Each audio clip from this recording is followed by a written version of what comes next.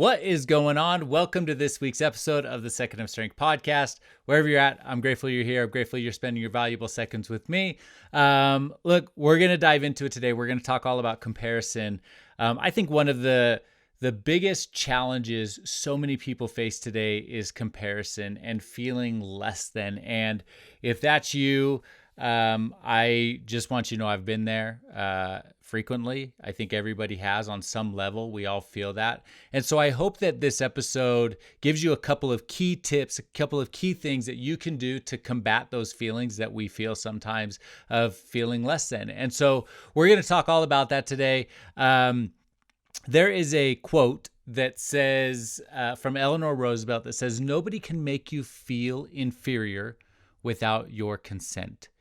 And when I first heard that quote, it hit me pretty hard because it made me really step back and realize that if I am feeling less than, if I am feeling this comparison, it is truly because I am allowing it into my life. I am giving somebody that power to make me feel that way. And I know it's easy to say that, right? And it's easy to say, "Oh, you're choosing that. You're choosing comparison. You're choosing to feel less than and giving that power." And it's not that simple because sometimes we just feel it, that is human nature, that we feel less than.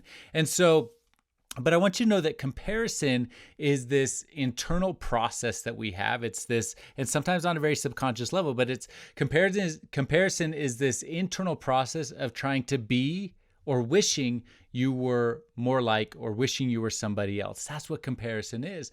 And so it gets really easy. And I was reminded the other day on Instagram, I said something about comparison and somebody said, "I was comparing myself long before social media, so it's not social media's fault." Yeah, you're right. But social media gives us so much access to other people that we wouldn't normally have access to. And so just by default, we are comparing our lives to more people. If you spend your time on social media, then there is a good chance that you are going to be comparing your life to somebody on social media, whether it's somebody you know or somebody you don't know. So yes, comparison exists outside of social media. We could compare ourselves to people in the real world. We can compare ourselves to people in our family. We can compare ourselves to people, at school. If you go to school, there's always comparison is real and it happens outside of social media.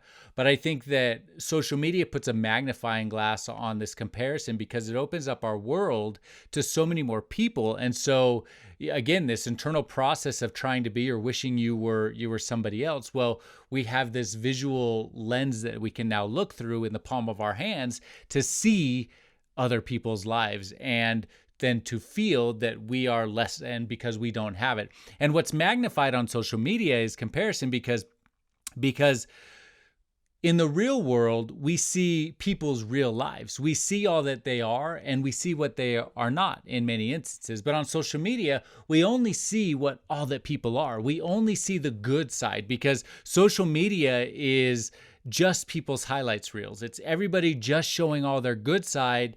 And then we are left sitting back going, "Well, wait, how come they're not suffering like I'm suffering? They're not having bad days. They're not having financial troubles." We see people on the beach. We see people on vacation. They're always having fun. And we go, "Well, I don't have those things. There's cloudy days in my life. There's no cloudy days in their life." That's wrong. There are cloudy days in their lives. They do have financial struggles. They have all of those things. The difference is they're just choosing not to show it on social media. And so we are comparing ourselves to people that good people that are only showing their highlight reel. And that's not fair to us. But I have to tell you, when I started my journey into motivational speaking and helping other people, speaking in schools, helping teenagers and everyone else, I was really comparing where I was at to other people. I was in a very a delicate place where I was seeing what other people were doing and I was comparing myself. And I made one shift very early on.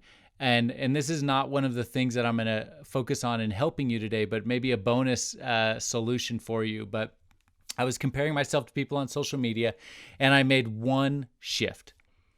I blocked and muted everybody that was in my space, that was in my, motivational speaking realm. And I blocked and muted all of them and never looked at their stuff again on social media. because I did not want to compare my progress to wherever they were, the good, the bad, wherever they were in their path. I did not want them to dictate or to to to to make me feel less than. I chose in that moment to stop giving them consent to make me feel inferior. And I think it's really important. I like wherever you're at in your life, in your journey, whatever you're doing, if you are giving somebody that consent, take that consent away. Stop it. Just stop right there. And so when I was really early on in my motivational speaking journey, I just stopped following people. I didn't want to feel bad about myself. I didn't want to, beat myself up for the lack of success or the lack of progress that I had. I just didn't think that was fair to myself. And it was really impacting my mental health. And so I took a break. I paused them. I blocked them. Now today, now that I've made it a little bit further in my journey, some of those people I've allowed back into my social media world. But for the most part, I still do that. I think it's a really important thing to do. A few years ago, my word of the day, I've mentioned this before, but my word of the year, was blinders, kind of like the horse blinders. I wanted blinders on towards my goal and my dreams, and I didn't want to see what anyone else is doing. I didn't want anybody else to impact me and make me feel less than, while I'm trying to build myself up so I can feel more than. So that was a really important step in my personal journey, was blocking and muting people that just made me feel not great about myself. So, but there are 4 things that I wanted to just dive into real quick that that you can do if you're feeling comparison in your life. If you're comparing yourself to other people, there's 4 things that I think you can do that are going to help you kind of get through that. They are: identify what these triggers are, identify what they are so you can take action against it. I want you to focus on all that you are instead of what you're not or not yet. I want you to look back even at the people that you're comparing yourself to. I want you to look back at where they started, because what you're doing is you're comparing your beginning or your middle to somebody else's end. And I want you to look back and see the difference of where they were before, because it's going to give you a little bit of peace in that. And then the 4th is I want it to let it fuel you instead of consume you. And we'll talk about that. So the first one, identify the triggers. When you are feeling comparison, the next time you're feeling it, I want you to stop dead in your tracks, stop right there in your tracks, and take note to what is causing that trigger. I want you to take note of what you're doing, where you're at. You might be on social media, you might be in real life somewhere. I want you to take note of what you're doing, the place that you are physically. I want you to take note of who you're with. I want you to take note of who is making you feel that way, or who you're giving consent to make you feel that way. Because those 4 things right there, when we feel those and we take note of where we're at, then we have the power to change. I always say that growth starts from awareness, and we want directional growth in our life. And when we have awareness, we then can have directional growth. So if you're comparing your life to someone else, take note of what those triggers are right now in that moment, and then you can take the appropriate steps to grow. That may be, like for me, that was, hey, I'm going to block or I'm going to mute these people on social media. I don't even want to see their stuff anymore. It could be unfollowing someone. It may be that you need to spend less time on social media. It may be that you don't need to go to that friend's house, or that you don't need to go to, dinner with these people, or whatever it may be. There's so many different variables that may come into this, but take note of what they are, and then find your 1 second of strength to take the action that is going to distance yourself from that. And I always say, when you find your 1 second of strength, the very next second will be the best second of your life, because that second is when you'll feel the freedom. So that's what I would say for number 1. Number 2, focus on all that you are instead of what you're not or what you are not yet. Celebrate all your goodness. Celebrate all your traits. And you may be in a negative, dark place, and you go, I don't have any traits, I don't have any goodness. That's not true. You have so many good, wonderful, redeeming qualities about you. Take note of those. Feel gratitude in those. Celebrate what those things are, because I guarantee there are so many things that you do well that somebody else is like, man, I wish I could do that really well. I wish I was that person. They're comparing their lives to you, and you're sitting here comparing your life to other people. So focus on all that you are instead of all that you are not. And I promise that will help you in that moment, because it'll reframe you, recenter you in the reality of your gratitude. And when you recenter in the reality of your gratitude, you are able to then move forward. The third one, I want you to look back. So I did this once. I was very early on in my motivational speaking. I was following Rachel Hollis, if you know who Rachel Hollis is.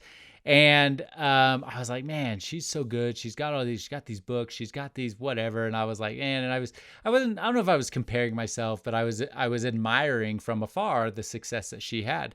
And so what I did is I scrolled down on Rachel Hollis's page, like a million, I don't know, like back as far as I could go back.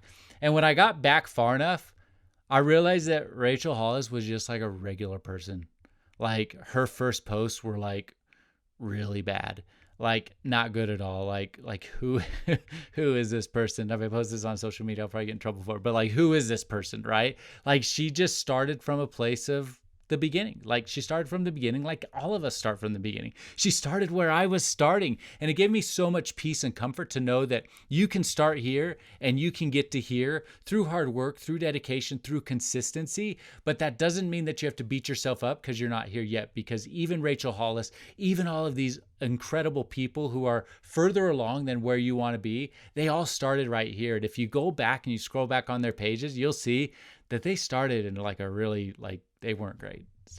So anyway, but Rachel Hollis is awesome. So, and anyway, so that's the third one. Look back, take note, because you can't compare your beginning to someone else's end, or you just can't. It's not fair to you. So take a look back. You'll see that you're starting in a good place, and then you can continue forward. And the fourth thing is, let it fuel you, but not consume you.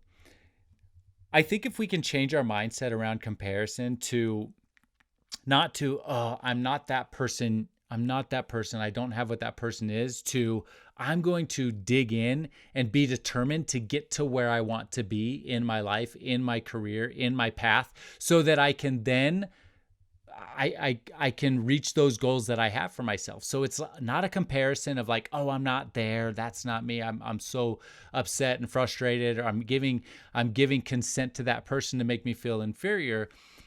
It's okay to give consent to that person to drive you. It's okay to give that consent to that. And very similar in my early speaking career, when I was going through some of these things, when I blocked all the other people, I also just made a commitment right then that I was going to outpace them.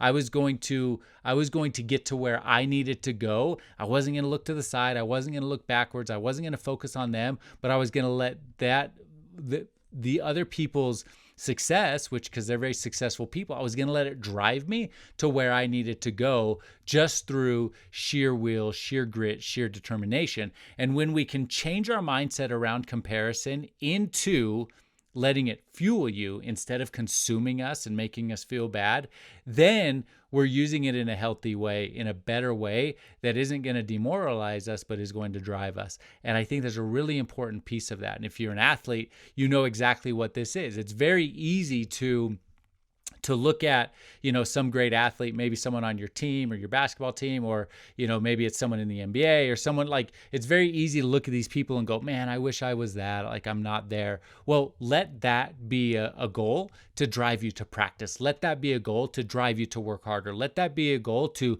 drive you to be consistent, to show up every day, to do your work, to do your things. Because when you do that, then someday you're going to look back, or the next time you kind of look to the side and see, okay, where am I at? You'll notice that you've come a really long way, and there's a lot of power and a lot of growth in that. So I hope that helps you. 4 things that can help you overcome that comparison. Number 1 was a bonus one, but block and mute the people that you're comparing yourself to. Stop giving them consent to make you feel inferior. It's not fair to you. It is just not fair to you. Number 2, or I guess number 1, but with the bonus one, but identify the triggers. What is the things that's making you feel inferior right now? What is the thing that's making you compare? Identify where that is, what that is, who that is, so you can be aware, so you can have direction, full growth after that. Number 2, focus on all that you are instead of all that you are not yet.